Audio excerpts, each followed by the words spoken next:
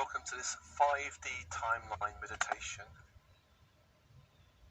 And this meditation is really about strengthening your conscious choice to step onto the highest timeline and releasing all lower timelines, especially those being artificially created right now by dark forces that are not in alignment with your soul's chosen destiny of awakening and service. An open body, open mind, and focusing on the cycle of breath.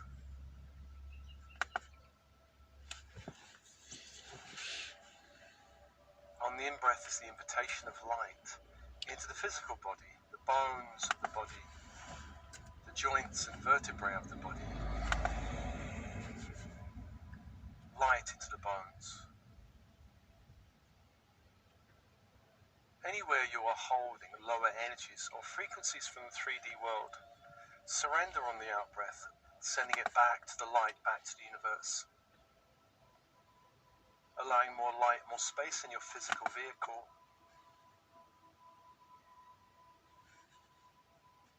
And on the in-breath, inviting light into the blood of your body, the blood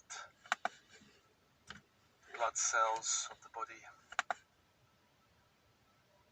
And on the out-breath, a purging and releasing of older energies, especially ancestral energies, that's not in alignment with your soul's chosen destiny. Sending it back to the light. And breathing light on the in-breath into all organs and systems of your body. And again, the invitation is to purge on the out-breath all lower energies, sending it back to the light.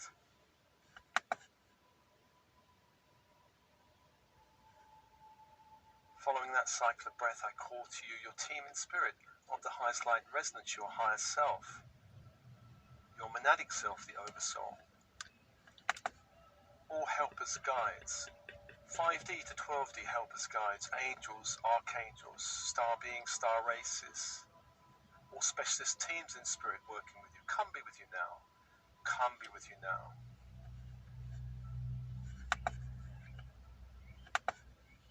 And feel the shift. Feel the connection to your team in spirit, the unseen friends.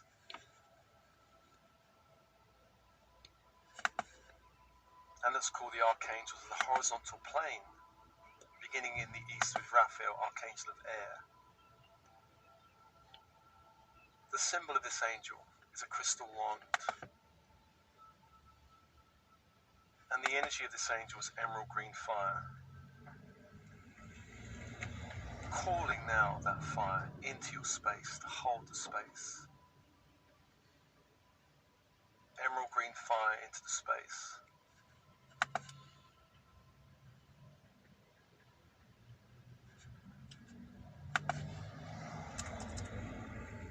Let's call to the south to Michael, archangel of the element of fire. The symbol of this angel is a sword of blue flaming light. And the energy, electric blue fire. Calling that fire into the space to hold the space. Your space.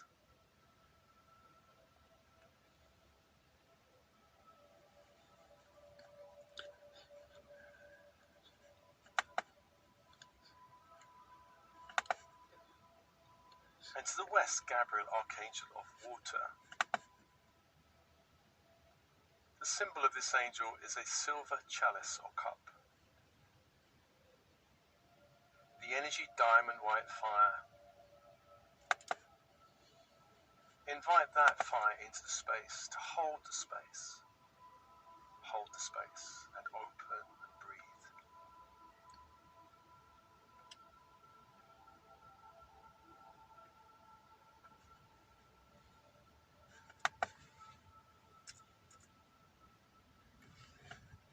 To the north is Uriel, archangel of earth. The symbol, a golden pentacle. The energy, ruby red fire. Invite that fire into the space to hold the space.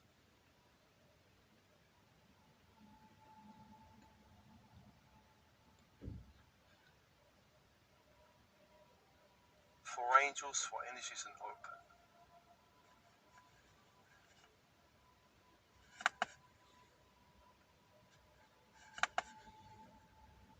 Let's call to the vertical force angels, beginning with Metatron, archangel of the great central sun, to bring down the golden white light of the great central sun through the stargate of our sun.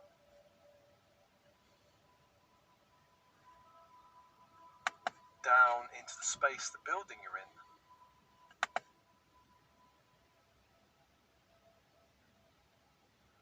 The walls around you. The door and windows around you. The floor beneath your feet. The ceiling above your head.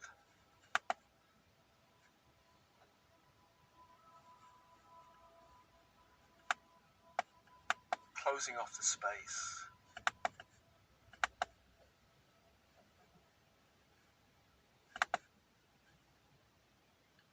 Let's bring that energy down through the head. Down through the crown that opens.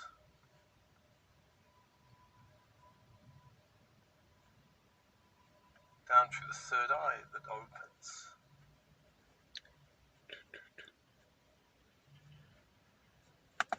Down through the throat that opens.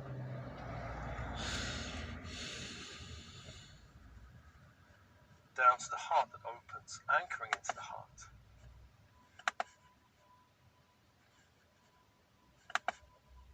Allowing all chakras from the heart upwards to align with the great central sun. And breathe.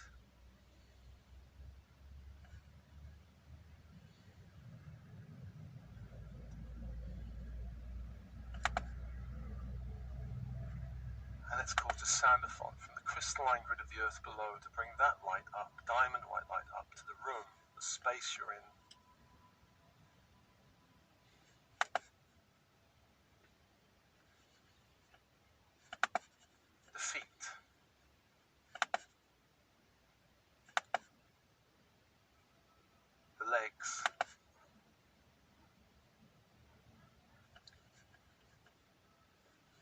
base chakra opens.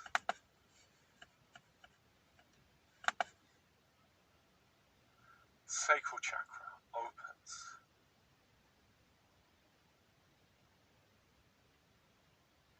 Solar plexus opens.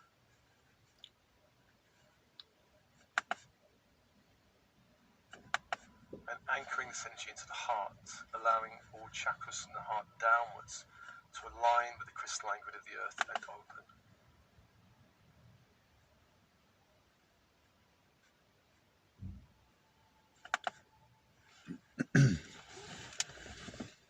Six angels, six energies at one.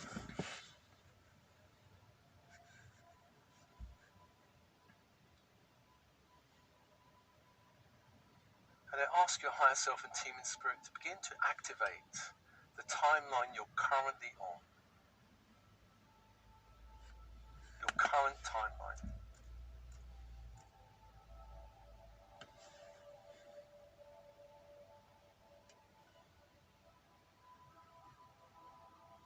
And this timeline may appear before you as a path, a road, a highway, perhaps a stream or a river, representing the timeline you're currently on.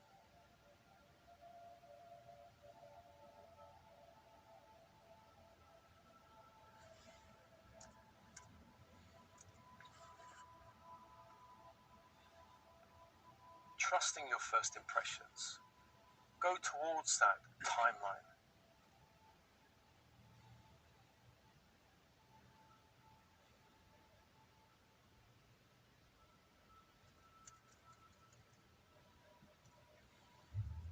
If it's a path, stand on the path. If it's a stream, you can stand in the stream or just beside the stream.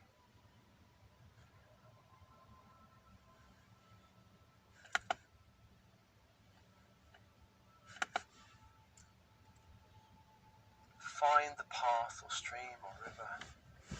Notice how it looks and feels. A sense of flow or lack of flow. A sense of color and vibrancy or lack of color and vibrancy. A sense of stability, solidity, or a lack of stability and solidity. Just notice the path or stream or river or highway.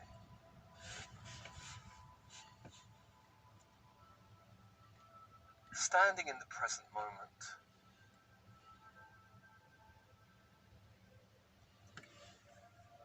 turn to face the past. One way will represent the past. Turn to face that direction.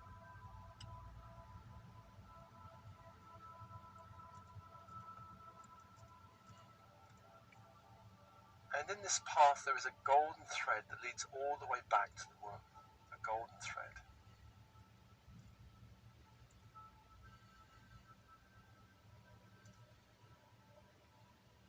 Feel that golden thread. And begin to journey back along the path. Journeying back along the path, perhaps finding a way of journeying quickly, a magic carpet, a skateboard, a spaceship.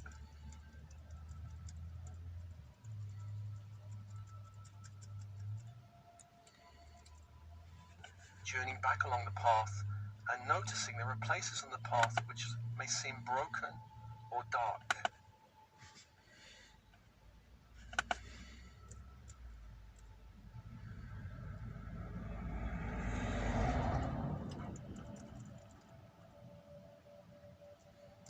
In those places, let's call angels of light. Calling angels of light to begin to build a bridge over the dark part or over the broken part.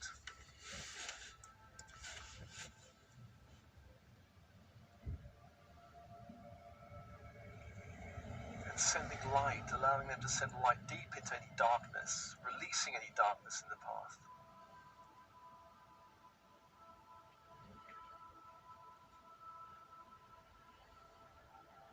Releasing it back to the sun, allowing the path to be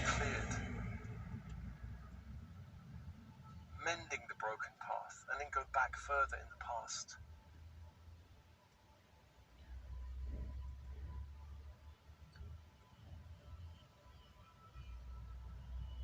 Anywhere you find the path broken or dark, place a bridge of light over that place, mending the path, and pour light into the darkness.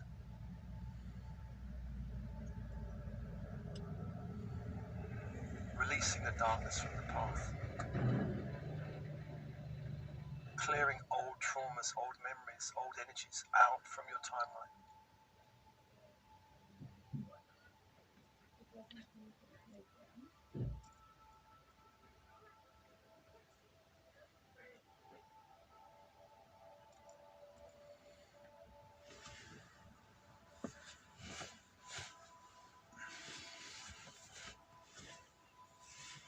And doing this, going back through the years, young adult years,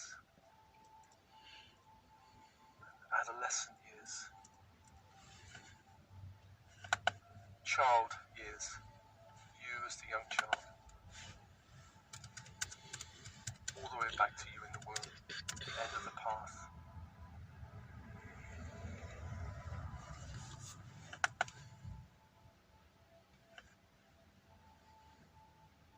Mending the path all the way back to the womb.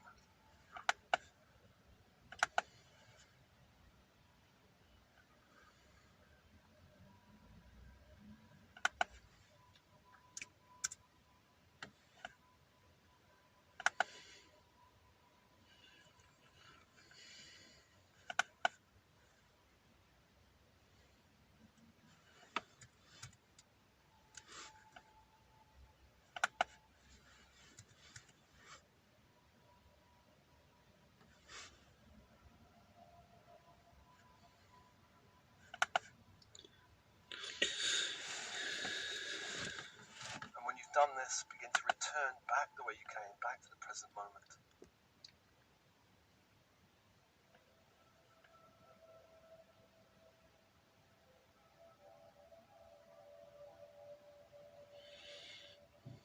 Standing in the present moment, facing the future.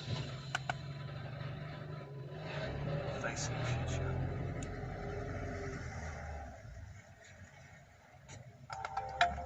I ask you, Team Spirit, to invoke the highest timeline of light for this lifetime.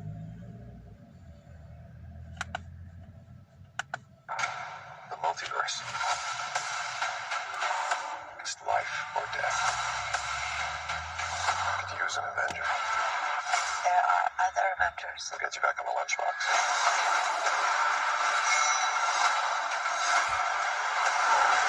The fate of the multiverse depends on us. No pressure then.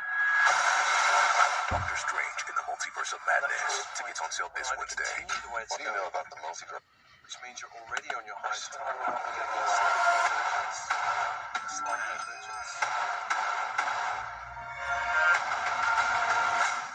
We should tell him the That truth. timeline rises so stable, more enticing. Careful, Stephen. This path exacts a heavy toll. There may be a little bit of fear about I did what I had to do to protect our world. Things just got out of hand.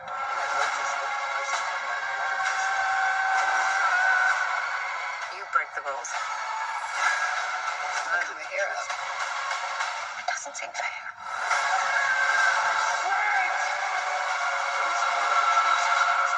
Your highest timeline.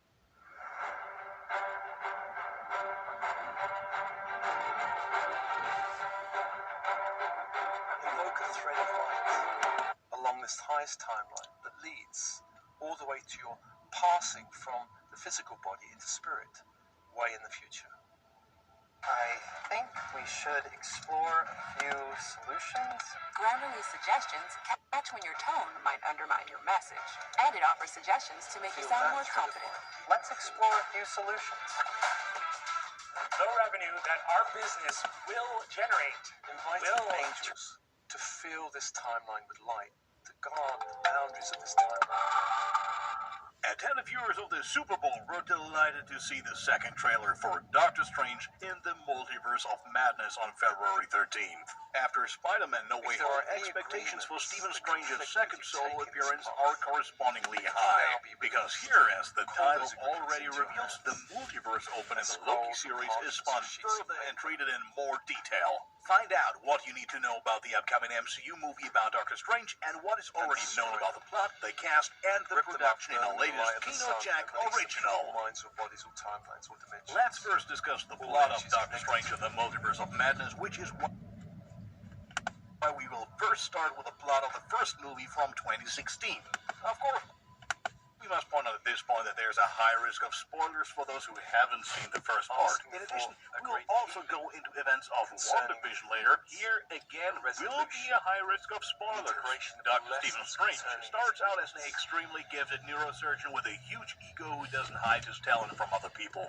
However, a tragic car accident causes him to lose control of his proverbial magic hands, and despite the help of his then girlfriend Christine Palmer and the investment of his life savings in the experimental treatment, his condition barely improves.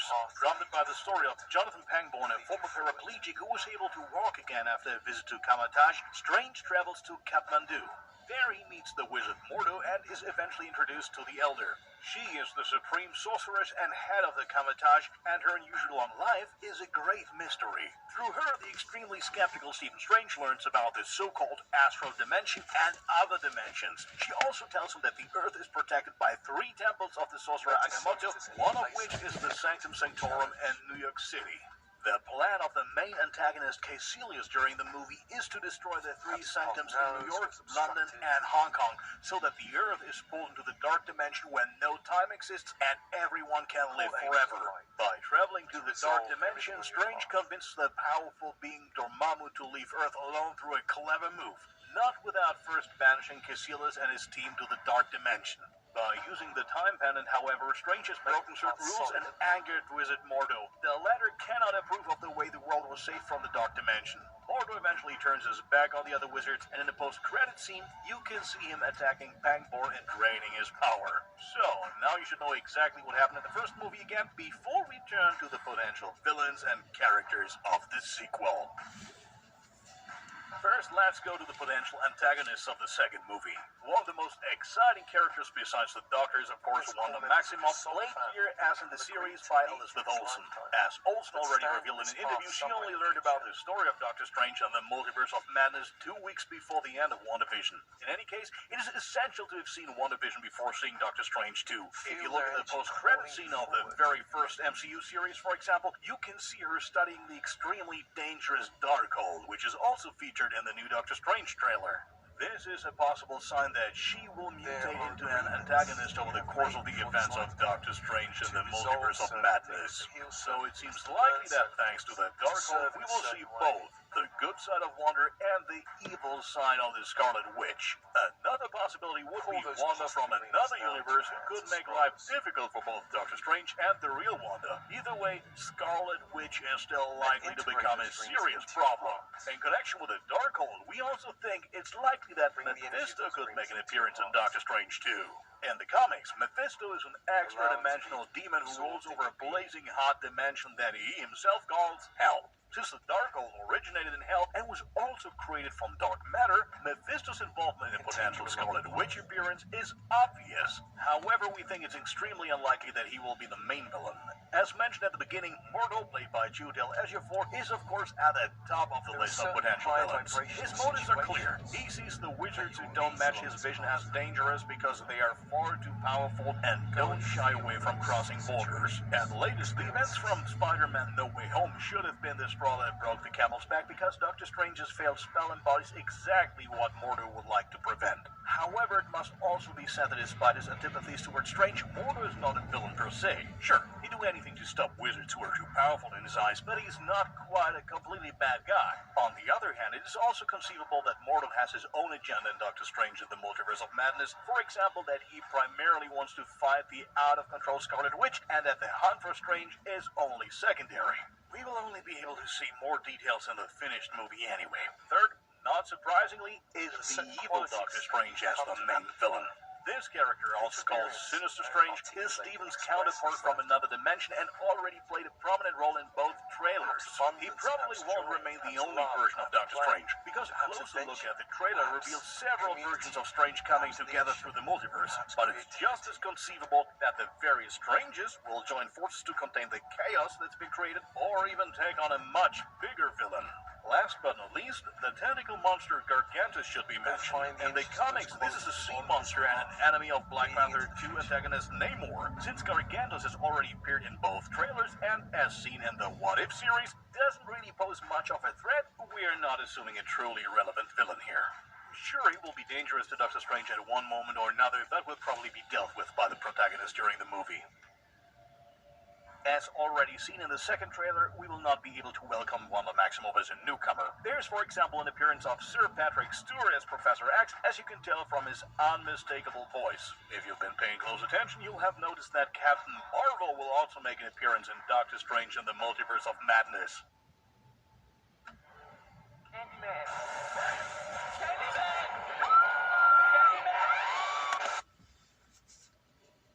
However, it's not the well-known Carol Danvers played by Brie Larson, but Monica Rambeau.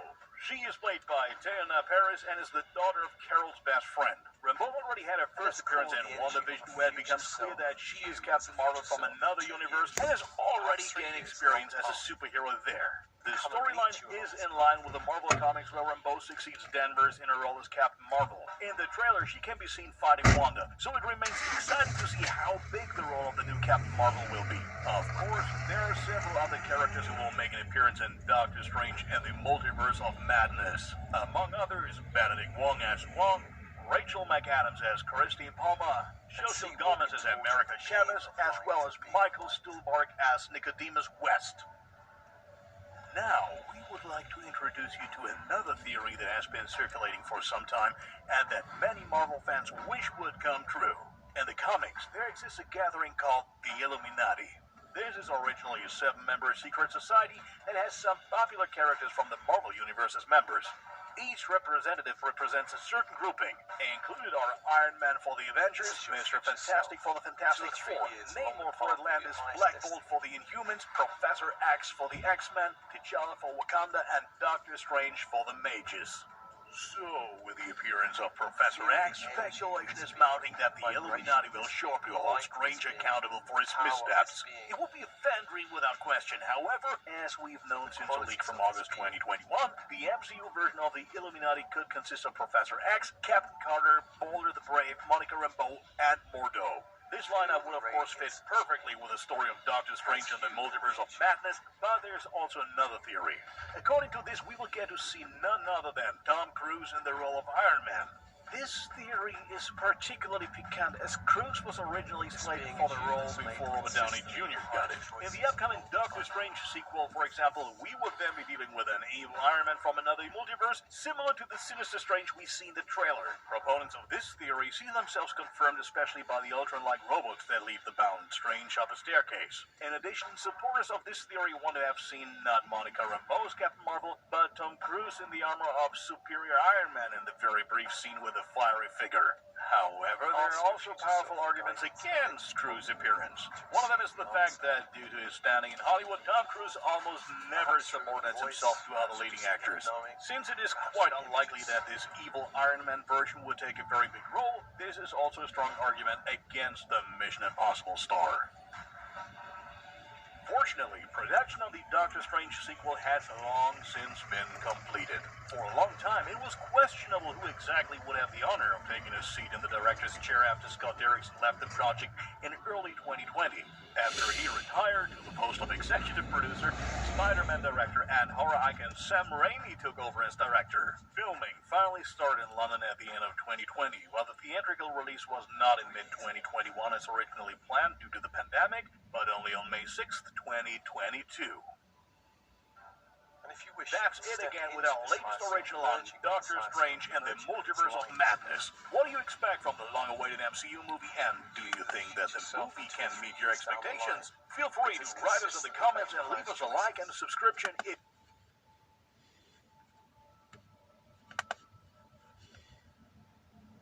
merging your mental body with the mental body of your future self.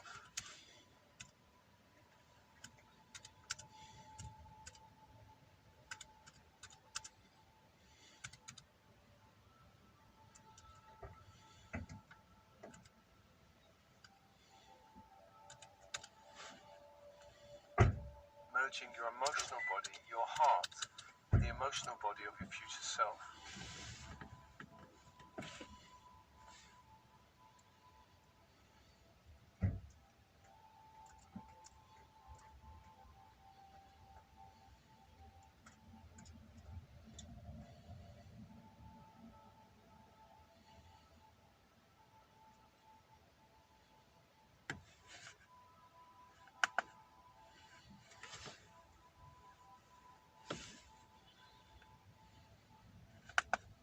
And notice the path goes ever onwards to the horizon, to the point of passing,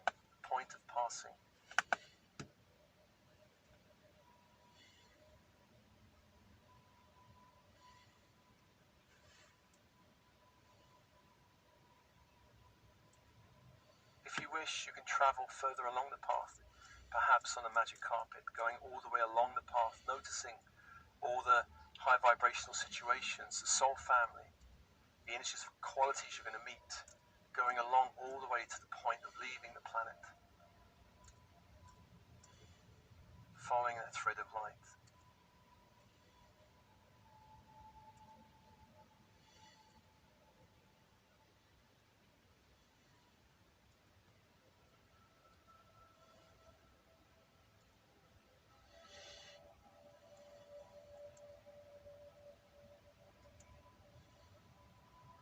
And here, noticing that you can leave with joy, you can leave the planet with resolution. You've come and done what you've promised to do. You've completed the journey.